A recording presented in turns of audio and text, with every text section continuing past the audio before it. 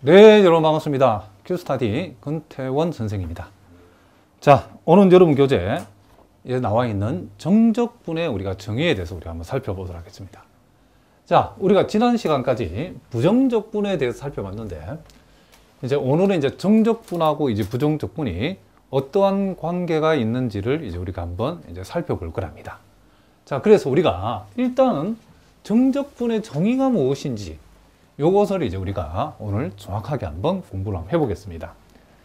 자, 여러분들이 상당히 많은 학생들이 적분을 공부했지만은 정확한 정적분의 정의, 또 정적분과 부정적분의 관계를 잘 이해하지 못하고 무조건 암기만 해가지고 하는 경우가 많이 있는데, 그렇게 하면 여러분 정적분이 이 적분 파트가 굉장히 재미가 없답니다. 하지만 여러분들이 정적분이 무엇인지 정의를 정확하게 알고 우리가 이 적분을 파트를 공부를 하게 되면 상당히 이제 공부에 대한 흥미가 생기겠죠. 자, 앞으로 또 여러분들이 대학미적분학을 공부하실 분들은 오늘 우리가 다루어지는 이 이론적인 내용들이 조금 어렵긴 하지만은 앞으로 공부할 때에 굉장히 많이 도움이 된답니다.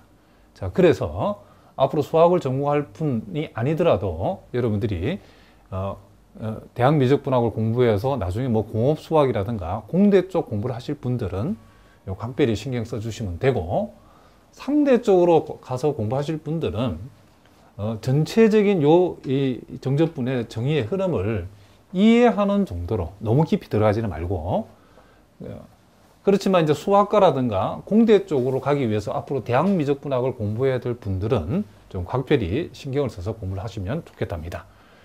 자, 일단 우리가 모든 정의가 그렇지만은 정의는 우리가 만든 게 아니기 때문에 이 내용을 만들어 정적분을 정의한 수학자의 의도를 잘 파악해서 이해하는 게 매우 중요하답니다. 일단 우리가 정적분의 정의를 한번 읽어보겠습니다. 함수 fx가 구간 a, b에서 연속일 때에 그 구간을 n등분하여 양쪽 끝과 각 분점의 x좌표를, 자, x0, a를 x0로 하고, 그 다음 이제 n등분한 한 등분의 분점을 x1, x2, xn-xn, xn을 b라고 했죠. 요렇게 한다라고 했는데, 이것을 우리가 그림으로 살펴보면, 자, 여러분 여기 보시는 그림에 보는 것처럼 지금 함수 fx를 구간 a에서 b까지 이렇게 잘라가지고 요 a와 b를 n등분 했다는 거죠. n등분. n등분했죠. 그래서 여기 여러분 보고 있는 요 a라고 하는 거, 요 a라고 하는 것을 우리는 뭐라 한다? x0 하고, 요 b라고 하는 점을 우리가 xn이라고 하고, 자, 요 마지막 점을 xn이라고 하고, 그럼 요 점은 뭐가 될까요? 요 점은 당연히 x1이 되겠죠. 요 점이 x1이 되고, 요 점은 x2가 되고, 요 점은 x의 3이 되겠죠. x3.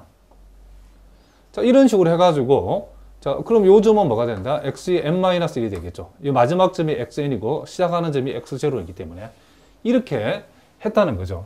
그렇게 했을 때에 우리가 n분의 b-a라는 것은 요놈 한 칸은 요 한 칸 한 칸의 크기를 우리가 뭐다?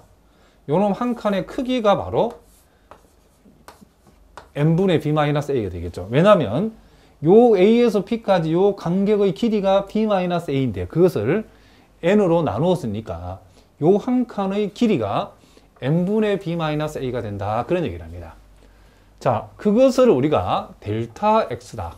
x의 정분으로 이렇게 우리가 뒀다는 거죠. 그렇게 했을 때에, 자, 이제 우리가 정적분의 이제 정의가 나오는데, 리미트 n이 무한대로 갈 적에 시그마 k = 1부터 n까지 fxk 곱하기 델타 x의 값을 우리는, 자, 요렇게 생겨먹은 값을 우리는 뭐라고 하냐면 함수 fx의 a에서 b까지의 정적분이라고 정의를 하겠다. 그리고 이것을 기호로 표시할 때는 인테그랄 a에서 b까지 fx dx로 나타내기로 했다. 자, 그랬는데 그러면 요것이 말하는 의미가 뭐냐라고 우리가 한번 지금부터 한번 생각을 해보자는 거죠.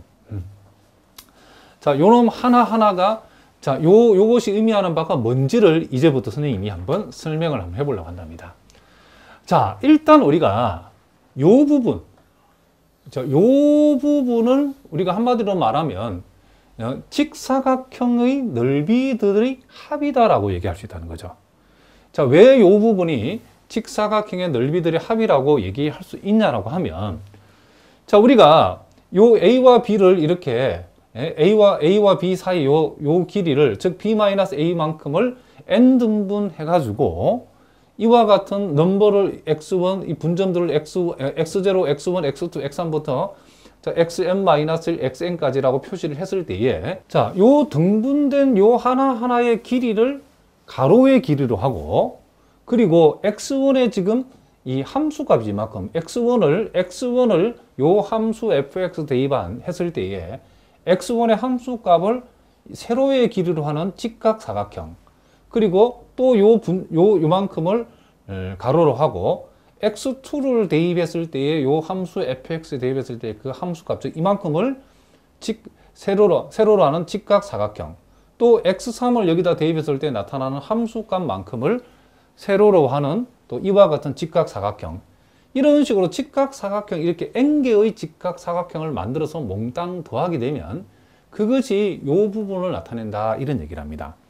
자, 그러면 실제로 그런지 확인해 봅시다. 자, 제일 첫 번째 직각사각형의 넓이라고 하는 것은, 자, 여기에 요 가로의 길이는 몽땅 다 n분의 b-a니까 모든 사각형에서 가로의 길이는 몽땅 다 n분의 b-a죠. 자, 그러면 가로의 길이는 공통이니까 요 가로의 길이는 이제 전체로 묶어내 놓고 나서, 그 다음 여기서 x1이라고 하는 것이 뭐냐면 a에다가 이만큼을 더한 좌표죠. 그죠? 그러니까 요것이 지금 뭐다? 지금 x1에 해당된다는 것을 우리가 알 수 있다, 이런 얘기죠. 자, 무슨 말이겠죠? A에다가 이만큼을 더하게 된 게 x1 좌표죠. 그래서 지금 x1의 함수값은 fa 플러스 n분의 b-a, 즉 이것은 fx1을 가리킨다는 것을 알 수 있죠. 그 다음에 이제 우리가 그러면 요놈하고 요놈을 곱한 것이 바로 요 직각사각형의 넓이가 될 것이고, 그 다음 요 부분은 뭐냐면 요 부분은 바로 x2에 해당된다는 것을 알 수 있죠. 왜냐하면 요 A에다가 한 칸, 두 칸을 더한 거니까 한 칸의 길이가 n분의 b-니까 n분의 b- 두 개 더하게 되면 요 가로 안에 있는 것은 x2를 나타내죠. 그러면 x2에서의 함수값이 바로 여기서까지 길이죠. 여기서까지 길이. 그러니까 요 직각사각형의 세로의 길이가 되기 때문에 역시 가로에다가 세로를 곱하면 요놈에다가 이제 요놈을 곱한 것은 요 두 번째 직각사각형의 넓이. 그러니까 요놈하고 요놈을 곱한 건 첫 번째 직각사각형의 넓이. 그리고 요것은 뭐죠? 요것은 요 가로 안에 들어있는 것이 바로 뭐다? 이게 xn에 해당된다는 것을 알죠. 즉 b죠. 그렇죠? xn이면서 동시에 b죠. xn에 해당되는 것을 알 수 있다. 그러니까 b, 즉 xn을 대입한 함수값이 이만큼이죠. 그러니까 요 길이에다가 요만큼에다가 이만큼을 곱했다는 얘기이기 때문에 요 두 개의 곱은 바로 요 마지막 직각사각형의 넓이에 대응한다는 것을 알 수 있죠. 그럼 이것을 우리가 이제 시그마를 이용해서 표시를 하면 시그마 k 1부터 n까지 지금 여기서 달라지는 것은 n분의 b- 곱하기 1, n분의 b-a 곱하기 2, n분의 b-a 곱하기 n으로 변하기 때문에 요것을 이 전체를 시그마로 표시하면 이렇게 표시된다는 것을 우리가 알 수 있죠. 자, 무슨 말이겠죠? 그럼 이것은 뭐죠? 지금 저기에 만들어진 직각사각형의 넓이의 모든 합이라는 것을 알 수 있다, 이런 얘기를 합니다. 자, 무슨 말이겠죠? 그런데 우리가 요 n분의 b-a는 원래 뭐였죠? 요게 델타 x였다는 것을 알 수 있죠. 그리고 a 플러스 n분의 n분의 b-a 곱하기 k라는 것은 xk에 해당되는 걸 알 수 있죠. n분의 b-a 곱하기 1은 x1, n분의 b-a 곱하기 2는 x2, n분의 b-a 곱하기 n에다가, 물론 a를 더한 값이 납니다. a에다가 이만큼을 더한 것, 여기 n이 있을 때는 xn이 된다는 것을 알 수 있죠. 그럼 요게 k일 때는 뭐다? xk라는 것을 알 수 있다. 그러니까 이 말이 결국 여기에 이 부분에 해당되는 말이라는 것을 우리가 알 수 있다, 이런 얘기를 합니다. 그러니까 일단은 우리가 이 정적분이 이 전체를 정적분이라 했는데, 일단은 정적분은 요 동그라미 친 부분의 극한값이다, 이런 얘기죠. 그러면 동그라미 친 부분이 뭐였죠? 현재 이 그림에서는 직각사각형의 넓이라는 것을 알 수 있죠. 그러니까 정적분의 정의를 우리가 기하학적으로 한마디로 얘기하라고 그러면 뭐냐? n개의 직사각형의 넓이들의 합을 우리가 합의 극한값이다라고 얘기할 수 있다. 이런 얘기죠. 그러니까 우리가 여기에서 이렇게 직각사각형의 넓이의 합인 요거에다가 이제 뭘 붙였죠? 극한을 붙였죠. 극한을 붙였을, 극한값을 냈을 때의 그 극한값이 이것이 바로 뭐다? 지금 요것이 이 전체를 얘기하는데 우리는 함수 fx의 a에서 b까지의 뭐다? 정적분이라 하고 그것을 이제 좀 더 간단한 기호 표시 방법으로 인테그랄 a에서 b까지 fx dx다. 이렇게 우리가 표시하겠다는 거죠. 그러면 자, 그럼 우리가 극한을 이 리미트를 붙이기 전에는 지금 이와 같은 직사각형들의 우리가 합이라는 것을 알겠는데 여기다가 리미트 n을 무한대로 보내버리면 직관적으로 여기 어떻게 될 것인가? 이걸 우리 한번 보자는 거죠. 그럼 우리가 여기에서 이제 n을 무한대로 보내버렸다. 자, 그러면 당장 여기서 n을 무한대로 보내버리면 요 사실로부터 우리는 뭘 할 수 있냐면 n을 무한대로 보낸다. 자, n을 무한대로 보낸다는 말은 이 델타 x라고 하는 것은 한없이 뭐가 되죠? 0으로 가버리죠. n분의 상수값이 이 전체가 0 돼버리죠. 그러니까 델타 x라는 것은 요 놈의 하나하나의 간격인데 간격이 거의 0으로 가까워진다는 것을 우리가 알 수 있죠. 그러면 우리가 여기에서 우리가 생각해 볼 수 있는 게 뭐냐면 자, n개의 직각사각형의 넓이들의 합인데 n을 무한대로 갔다는 것은 요 a와 b 사이에 이와 같은 직각사각형을 무한개로 등분했다는 거죠. 지금 우리가 여기서 대략적으로 이 정도 크기로 등분하게 되면 직각사각형 한 개, 두 개, 여기 한 두 개 정도 더 들어간다 보면 총 a와 b 사이의 직각사각형의 개수를 한 8개 정도 였는다라고 하면 실제로 요 곡선하고 a와 b와 이 곡선하고 둘러싸인 부분의 넓이하고 사각형의 넓이 사이에는 요 삐져나간 부분만큼의 뭐가 생기죠? 오차가 생기겠죠. 자, 무슨 말이겠죠?